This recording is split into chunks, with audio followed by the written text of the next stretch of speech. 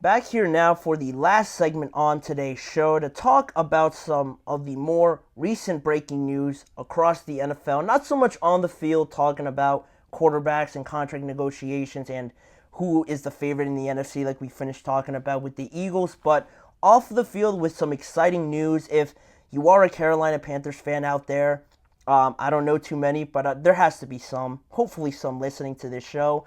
The Charlotte City Council voted on Monday night to approve a joint $800 million stadium renovation plan with the Carolina Panthers to stay in Charlotte until at least 2045. The final vote came out to a 7-3 vote in favor of approving this new renovation plan for the the Carolina Panthers. $800 million going into this renovation plan. It's exciting. It definitely is exciting for the Carolina Panthers because obviously the production on the field hasn't been the greatest, but off the field, when you can get something like this, it's always exciting when the city is buying into, I think, the team. Most of all, when the city is excited about their team, maybe not performing great, obviously, like I just mentioned, but when they have an exciting new plan like this, the stadium's going to look different. It's going to look more modern, more exciting, more improvements to this team. That's something that at least gets the fans in there and gives you more incentive to get better if you're the Carolina Panthers, as well as that. But for the renovations to the Bank of America Stadium, the city will pay $650 million towards the renovations, and Panthers owner David Tepper will pay $150 million also towards this plan. The city's $650 million will be funded by the existing hospitality and tourism tax resources that are required by the state to use on projects to support the city's tourism economy. So they have that going for them. David Tepper not paying too much out of this, and I mentioned that only because David Tepper, according to Forbes, is the second wealthiest owner in the NFL, estimated worth of $20.6 billion. And some of the issues and some of the doubts that came from this plan initially before they voted on it from the residents of Charlotte was that if David Tepper is so, wealthy, worth so much, most people, residents in Charlotte, made the argument that he should be paying for this entire thing and not be asking for the city council and the city of Charlotte to contribute $650 million to this plan if he's worth so much. But the connection there with David Tepper as the owner, buying the team in 2018, and the city of Charlotte hasn't been the greatest up until this point. So that was one issue that came about this, and how this sort of renovation plan splits up with who is paying what and how much David Tepper is contributing to this project. But according to the Associated Press, Tepper agreed to also pay an additional $421 million as well in potential overages for the capital upgrades to the stadium as well. So he is paying a little bit more than what initially is thought of 150 plus the 421 in potential overages for the capital upgrades is exciting for the Carolina Panthers. And just outside of the financial talk about this, the issues I wanted to talk about with this issue, Eric says, with the success of CJ Stroud, how much pressure is on Bryce Young in his second year? There is a lot of pressure, but I think it should be monitored a little bit, if that makes sense, Eric. Because with CJ, he fit into the right situation. Everything fell as perfectly as you would want it to in your first year. You have the talent in Tank Dell. Nico Collins had a breakout year. Head coach DeMeco Ryans doesn't get enough success. He was a absolute rock star for them as a head coach. And defensively, they had a lot of young studs on that defensive side of the ball. So everything fell perfectly for CJ, whereas Bryce Young, that was funny, Kelsey, sorry. But for Bryce Young, I think it's just a little bit different. It's a little bit different just because he's had to earn it a little bit more. And with this team, like I mentioned, I think it is so important when the team just does so much better to prepare themselves for a rookie quarterback. The Houston Texans did an ideal job of doing that by having Nico Collins there already, drafting Tank Dell, having a great defense, and an offensive line that was underrated. They signed Dalton Schultz as well, so they did exactly what you have to do when you have these rookie quarterbacks coming in.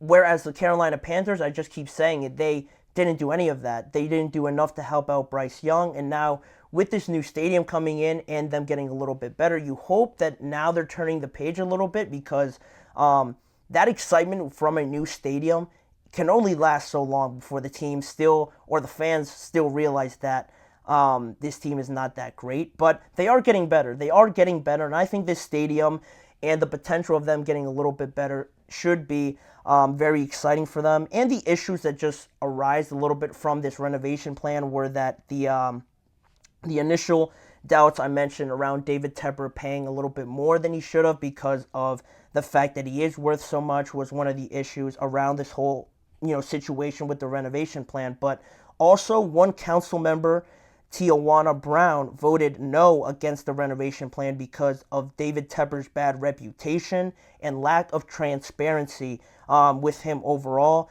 She mentioned or referenced back to an incident that David Tepper had last year when he threw a drink at a fan at an away game last season, and that on top of him asking for $650 million, according to Tijuana Brown, she said that the behavior of someone asking for $650 million is ridiculous based on, his actions. His character comes into question a lot, and that's why he doesn't have such a great relationship with Charlotte and just Carolina in general with this team, because of those actions and just people not being too big of fans of him, and asking for $650 million doesn't sit too well when most people don't really like the owner. But it was approved. Basically, it just came down to the fact that Charlotte didn't want to run the risk of not having the Carolina Panthers in Carolina anymore. So that was a big turning point in having more council members vote in favor of this than against it. Also, since David Tepper took over the Carolina Panthers, they've had a record of 31-68. They've gone through 6 head coaches, and they were 2-15 last year. So hopefully they get that turned around potentially in this season. Just because, like I mentioned, a new stadium, this team is getting a little bit better. You want that to get better for them. And also, like Eric says, the NFC South, with the departure of Drew Brees, Matt Ryan, and eventually Tom Brady, is wide open. Can the Carolina Panthers win at least 9 games to get a playoff spot? 9 games is asking for a lot, Eric, I think. I think 9 games right now, if you mean right now, no. 9 playoff games right now, I don't think so. Or 9 games to get a playoff spot right now, I don't think so. But that is the hope eventually. With this team getting better, like I mentioned, you got a new stadium coming in. It's certainly exciting. The quarterbacks right now, you have Baker, Kirk, and Derek Carr to compete with, so it's definitely not a Drew Brees, a Tom Brady, and a Matt Ryan to compare them to. So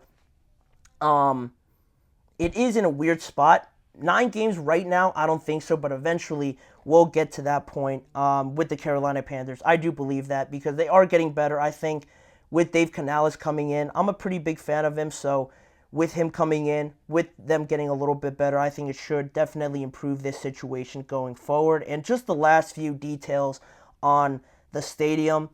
The renovations are set to finish in 2029, and the stadium is also one of the oldest stadiums in the NFL.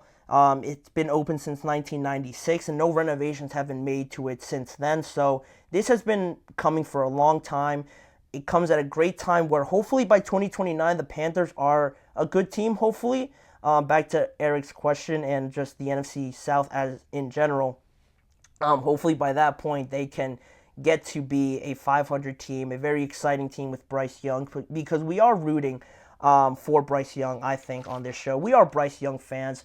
We hope that he does get better now that the Panthers have finally learned that you got to do your homework here before you expect any results from a young kid coming in here to just be the face of the franchise. Is certainly not easy by any means. So I'm looking forward to that. I don't know if it's just me, I love seeing like stadium renovations and this sort of thing come to the NFL. Tomorrow we're going to talk about the Jacksonville Jaguars and their stadium renovations. So that is something that's super exciting to me, just looking at the renovations and how cool it looks and the videos that you see drop on social media about it. I don't know. I think that's super cool. And by 2029, it's going to look really, really awesome, I think, in Charlotte, because it is a great place to have a football team. And lastly, Eric, I wanted to see Brian Flores get that head coaching job after Steve Wilks left. I think he definitely deserves it. I like him as a defensive coordinator for the Minnesota Vikings, but yeah, I think he definitely does deserve it after Steve Wilks left.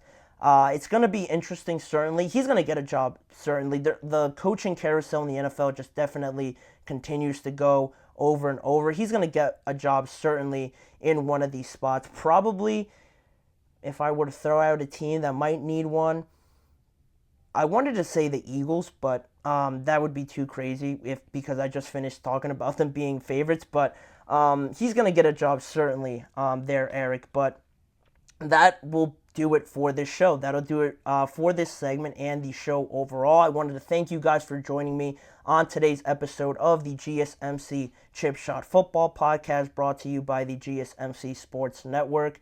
Remember to like, follow, and subscribe to the show, and also following the network on all forms of social media like Facebook, Instagram, X, and TikTok for more of the network's content. If you want to see more of me and this show, tune into the GSMC Sports Network channel and the GSMC Podcast Network channel also for more discussions around the NFL. And lastly, tune in every weekday at 6:30 p.m. Eastern Time for more discussions and conversations around the NFL, again, with me, Manny Maradiaga, as your host. Thanking you guys for joining me, and I hope to see you guys all back here again tomorrow.